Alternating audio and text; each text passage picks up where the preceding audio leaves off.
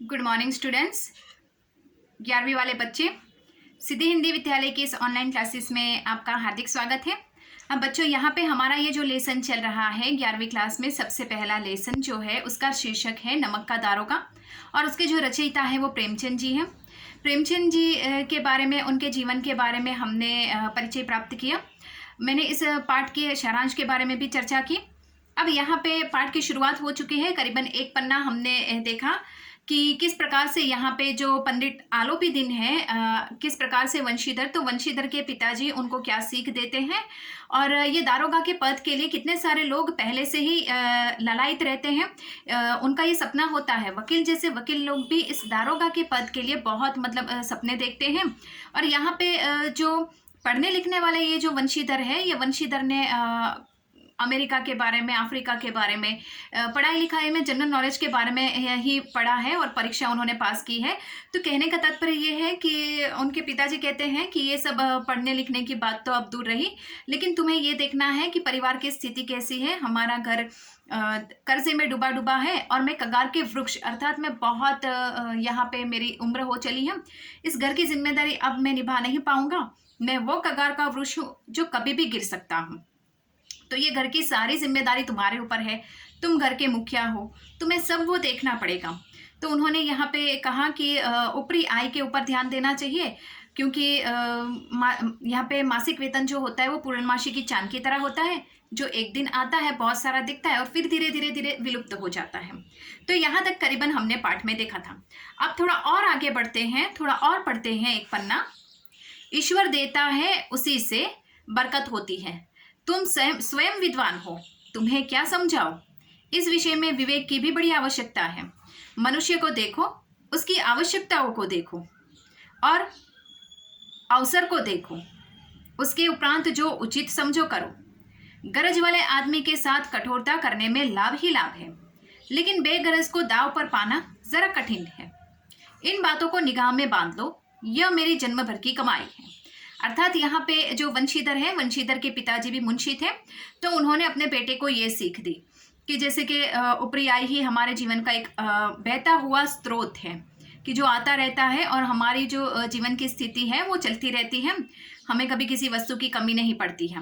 उसके बाद भी उन्होंने यहाँ पे कहा कि मैं तुमको क्या समझाऊं, तुम तो खुद बहुत बड़े एक विद्वान हो, तुम्हें सब पता है, तुम पढ़े लिखो हो, तो तुमको खुद क्या करना है वो तुमको खुद देखना है। मुझे ये समझाने की जरूरत नहीं पड़नी चाहिए। इस विषय में तुम्हारे पास विवेक, धैर्य बहुत है। ये कौन कहता है? वंशीधर को उनके पिताजी। और गरज वाले इंसान के साथ किस प्रकार से कठोरता से, कठोरता करने में ही लाभ है, और बेगरज वालों के साथ थोड़ा सा व्यवहार अलग करने में हमें थोड़ी सी, उनको निगाह में बांधने में थोड़ी सी हमें कठिनाई हो सकती है। तो ये सारी बात उन्होंने अपने बेटे वंशीधर को बताई और कहा कि ये जो बातें मैं तुमको बता रहा हूँ, ये मेरे जीवन भर की कमाई हुई पूंजी है जो मैं तुमको बता रहा हूँ, और अब तुम उचित समझो वो करना। इस उपदेश के बाद पिताजी ने आशीर्वाद दिया। वंशीधर आज्ञाकारी पुत्र थे। ये बातें ध्यान से सुनी और तब घर से चल खड़े हुए। इस विस्तृत संसार में उनके लिए धैर्य अपना मित्र, बुद्धि अपनी पथ प्रदर्शक और आत्मावलंबन ही अपना सहायक था।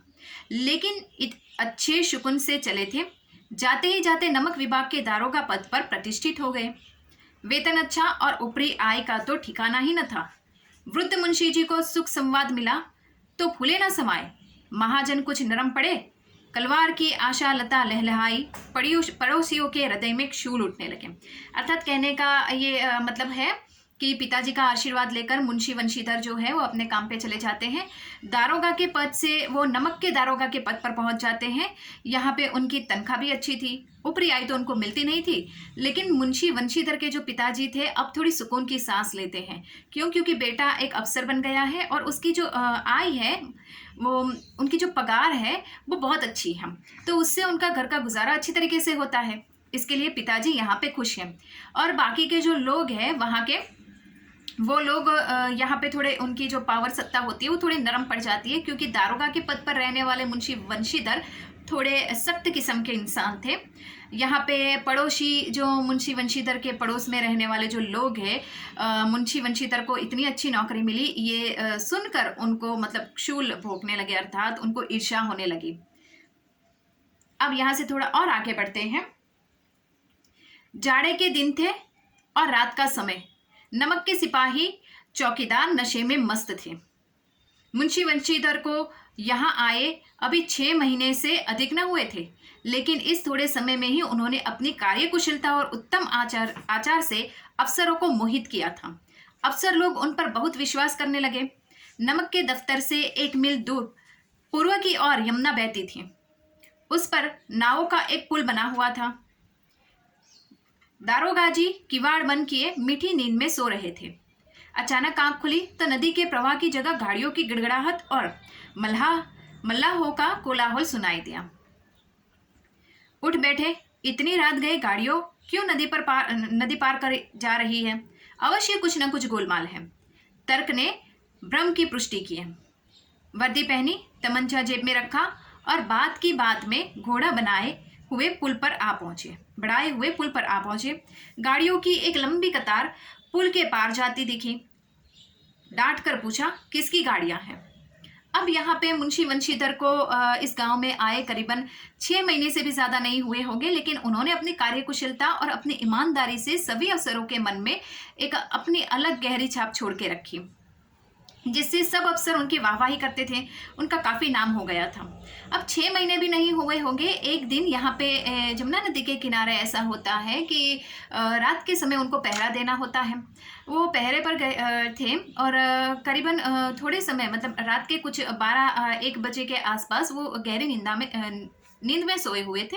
उसी समय उनको नदी के प्रवाह के मतलब नदी में से जो पानी गुजर रहा था उसकी पानी की आवाज़ की जगह उनको गाड़ियों की आवाज़ सुनाई देती है।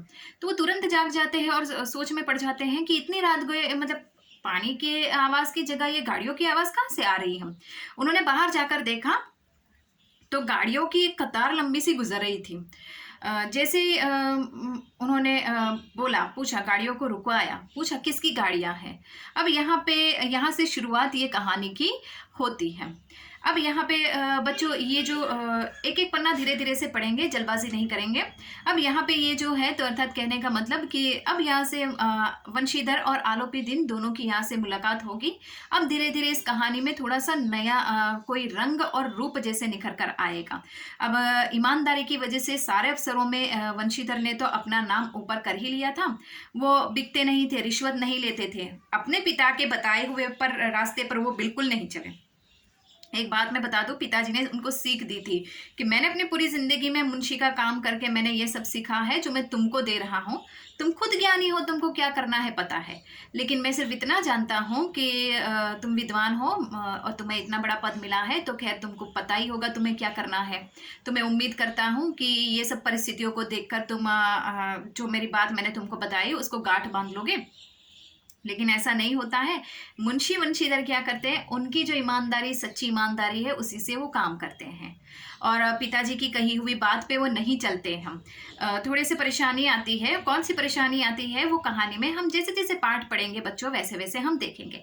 आज के लिए बच्चों यहीं तक रुकते हैं, कल इससे थोड़े और आगे बढ़ेंगे। ठीक है, थैंक यू।